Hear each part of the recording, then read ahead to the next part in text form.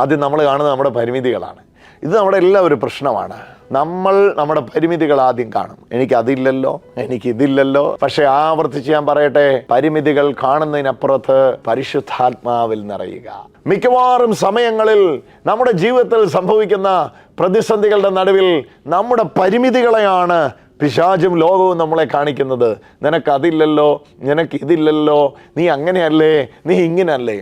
പരിമിതികളെ കാണുവാൻ ലോകം ആവശ്യപ്പെടുമ്പോൾ ദൈവം ആവശ്യപ്പെടുന്നു, നിന്നിൽ പകർന്നിരിക്കുന്ന പരിശുദ്ധാത്മാവിനെ കാണുക. 2 ഓപ്ഷൻ നമുക്കുണ്ട്. ഒന്നുകിൽ എൻ്റെ പരിമിതിയെ കാണാം, രണ്ടാമത്തെ ഓപ്ഷൻ എന്നിൽ പകരപ്പെട്ടിരിക്കുന്ന പരിശുദ്ധാത്മാവിനെ കാണാം. പരിശുദ്ധാത്മാവിനെ കാണുന്നവൻ ശക്തിയെ പുതുക്കും, അവൻ ചിറകടിച്ചുയരും. അവൻ പറയും, എന്നിൽ പകർന്നിരിക്കുന്ന പരിശുദ്ധാത്മാവിനാൽ എനിക്കിത് സാധ്യമാണ്. പരിമിതിയെ കാണുന്നവൻ, അയ്യോ ഞാൻ പരിമിതനായി പോയല്ലോ എന്ന് പറഞ്ഞു വിളിക്കുമ്പോൾ പരിശുദ്ധാത്മാവിനെ പ്രാപിച്ചവൻ ഇതാ മുന്നോട്ട് നീങ്ങുകയാണ് എല്ലാത്തിനെയും കീഴടക്കുവാനായി. അതെ, നിങ്ങൾ എല്ലാത്തിനെയും കീഴടക്കുന്ന വ്യക്തിയാണ്. അതിനായി ദൈവം നിന്നെ വിളിച്ചിരിക്കുന്നു.